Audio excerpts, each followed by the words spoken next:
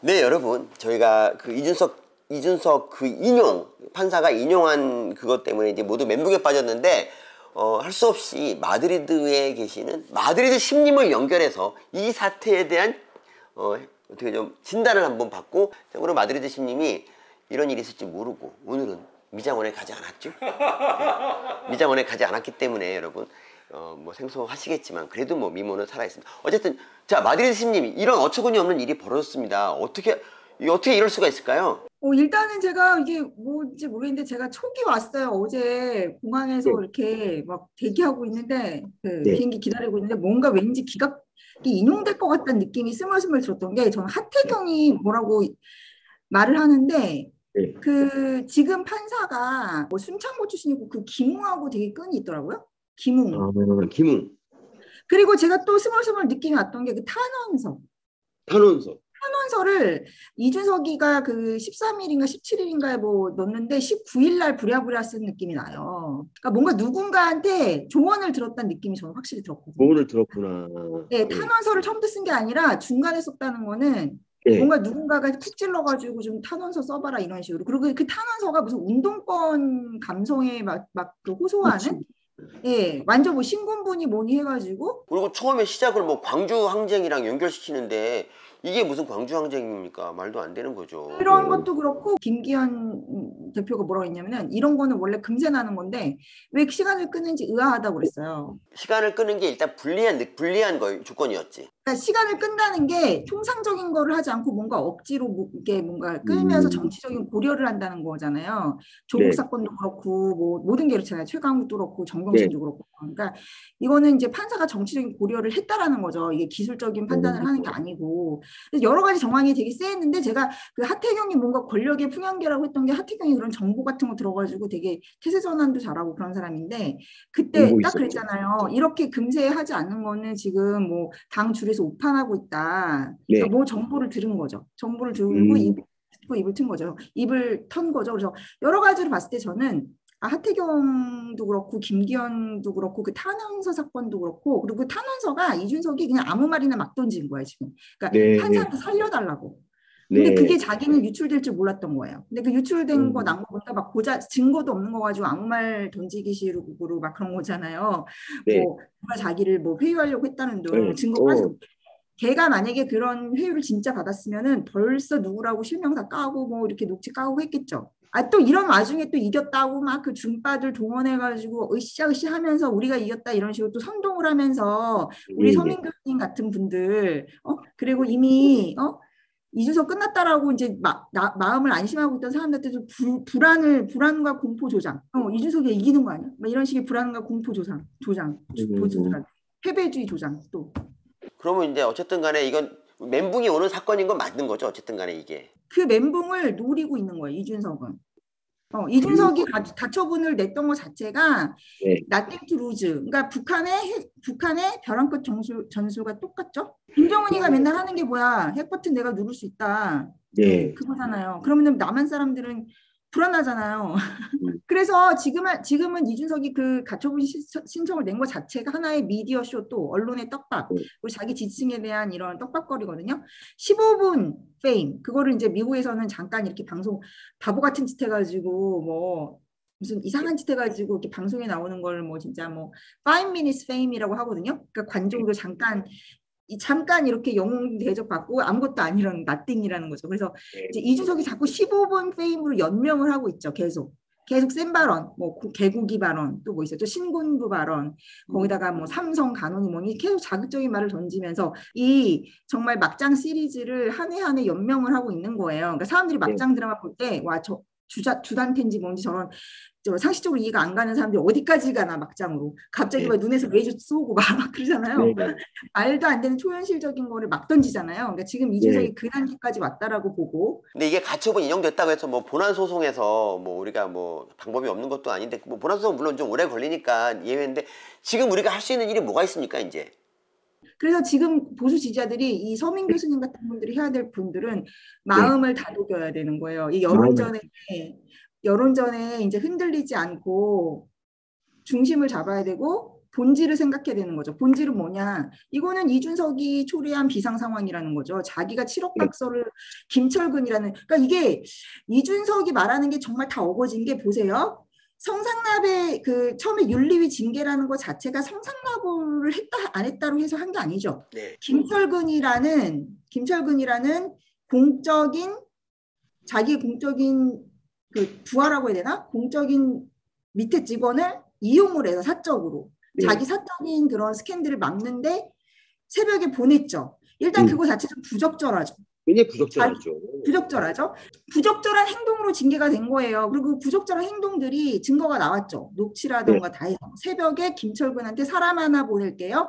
들어보세요. 그랬는데 결과적으로는 그 사람이 7억 각서를 써준 게 다 들켜났는데 그럼 그 사람이 왜 7억 각서를 써주냐고. 일단 그 사람을 만나게 된 게 이준석 때문인데, 그리고 이준석의 그 성상납이라 있었다는 거를 그 변호사의 녹취록도 다 공개가 됐고, 예, 그 있었던 일에 대해서 무마하려고 했던 거, 그리고 뭐 배나사의 후원금 받은 거 영수증 어떻게 해야 하면 됩니까? 그 조작한 정황들이 다 녹취로 드러났으니까 징계를 받은 거죠. 네네. 그리고 이번에 지금 저는 기본적으로 판사가 우리법 판사니 좌판이 그런 걸 따지기 전에 아무리 뭐 우리법 할아버지 판사가 보기에도 이 판결문 자체가 문제가 되게 많더라고요. 그러니까 이 법리적인 게, 그러니까 말이 앞뒤가 모순인 게, 비상 상황이 아닌데 비상 상황을 만들었다?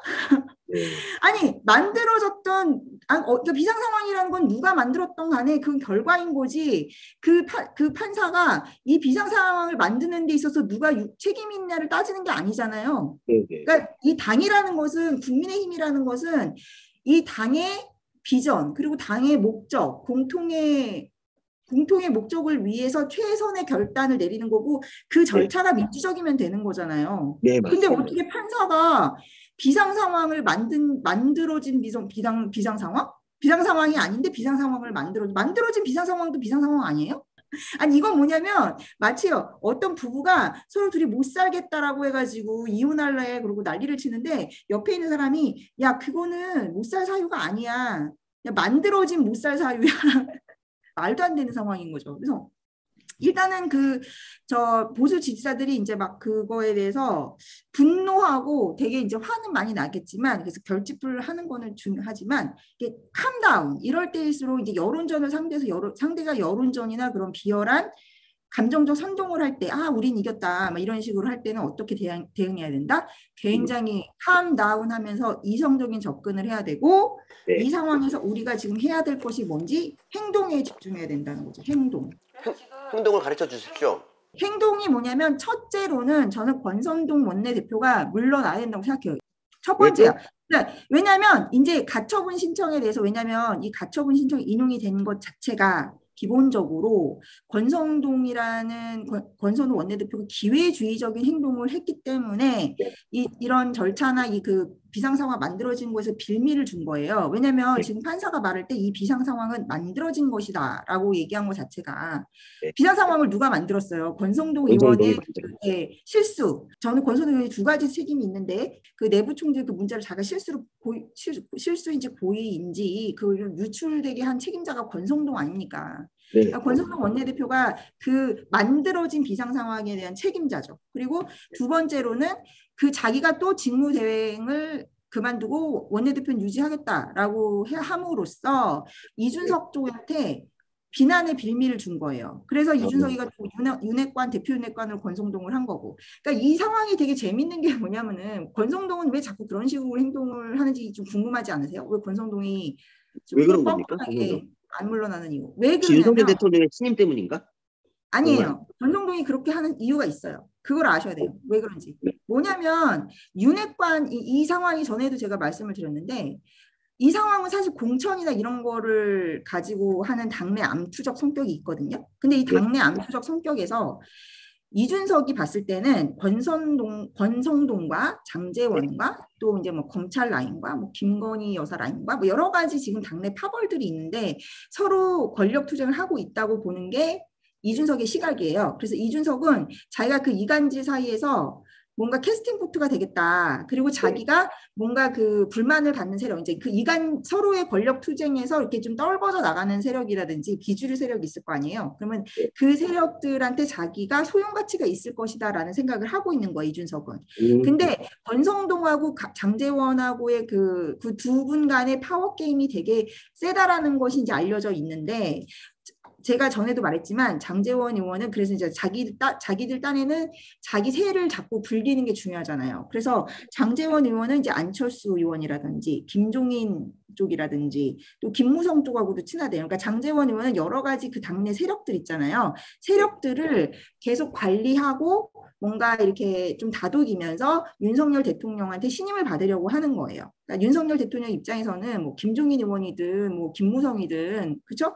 뭐 아니면 안철수든 자꾸 분탕을 치면 안 되는 사람들이잖아요. 그렇죠? 그러니까 그런 사람들을 이렇게 일정하게 좀 관리하고 소통의 어떤 중간다리, 또 장제원 의원은 자기를 그렇게 포지셔닝 하려고 하는 거고, 권성동 의원은 이준석계 있잖아요. 이준석계라던가 세부계라던가, 그러니까 이제 이준석이 이제 장제원하고 각을 딱 세우니까 각을 세우잖아요. 그러니까 자기는 중간에서 또 권성동 의원은 뭔가 세력 균형에 있어서 자기가 어떤 중심이 되면서 자기의 영향력을 키우려는 거예요. 그래서 권성동 의원 제가 전에도 말씀드렸잖아요. 그 호남고수 나영준 씨 같은 분도 뭐 보좌관으로 임명하고 이렇게 뭐 여가부 문제라든지 이대남들이 좋아할 만한 그런 문제를 계속 건드리고 있다고요. 권성동 의원은 약간 이준석의 아젠다를 포섭해서. 그러니까 이준석이 느끼기에는 권성동하고, 그때도 옛날에 말이 나왔지만은 권성동하고 자기하고는 뭔가 암묵적인 거래 대상이 될 수 있다라고 생각하는 거고, 아마 그 이준석이 뭐 얘기한 중재안 그것도 뭐 권성동 쪽일 가능성도 커요. 근데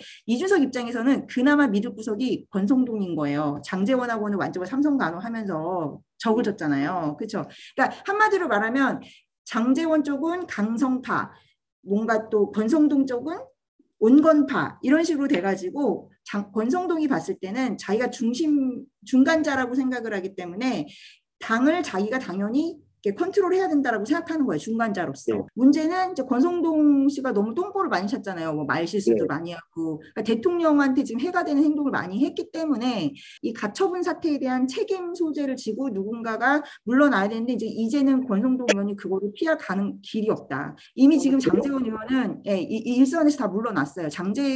장제원 의원이나 이철규 그분들은 너무 지금 이준석과의 싸움에서 상처를 많이 받았고, 그리고 이제 본인들도 다 당직을 물러났잖아요. 지금 당직에 있는 사람 권성동 의원 말고 누가 있고, 이 비상 상황에 있어서도 권성동 의원의 그 간보기식, 기회주의식, 그리고 자꾸 이준석을 마치 희망 고문하면서 이준석이 돌아올 수 있을 것처럼 여지를 남겨뒀던 애초에 그 사고 상황, 그거를 다 한 게 권성동 씨잖아요. 그래놓고선 자기는 또 비대위 갔는데도 자기 자리를 지키고 있으니까 권성동 의원이 책임지고 다시 이제 원내대표도 저는 나야지 이제 명분이 서는 거예요, 이 당이. 그러니까 지금 국민의힘 그 가처분 인용이 된 것은 국민의힘 니네 잘못하고 있다라는 얘기를 한 거거든요. 지금 법원에서.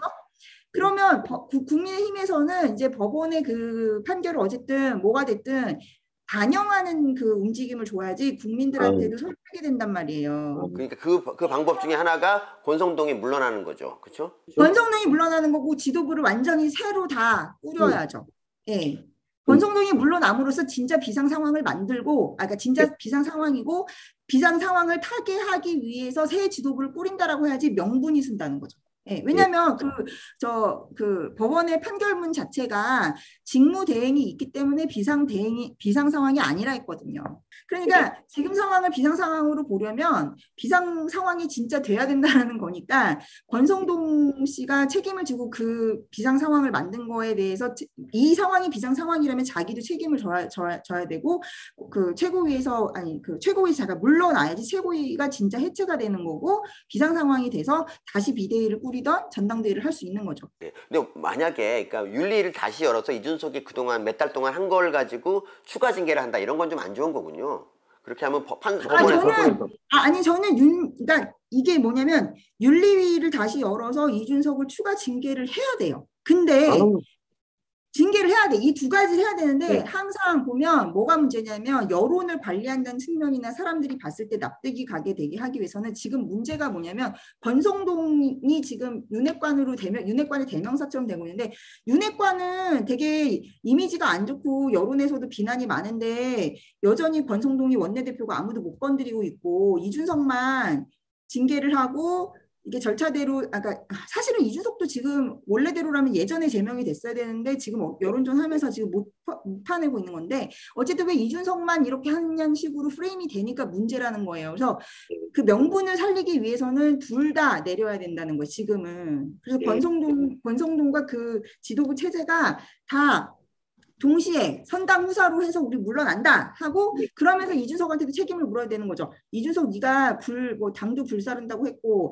뭐 당을 막 개 비교하고 저 대통령을 그리고 또 못 얘기했죠. 엄청 많이 얘기했죠. 뭐 삼성 간언이 뭐니 뭐 막말을 하고 또 이번에도 뭐 신군부에 뭐 하고 근거 없는 음모론을 퍼뜨리고 이런 게 다 해당 행위이기 때문에 해당 행위이기 때문에 그거에 대해서 이준석 문제는 아예 의총에서 당대표 탄핵을 결의하고 그다음에 그래서 이제 윤리위로 넘겨가지고 제명 의결을 해야 돼요. 당 차원에서.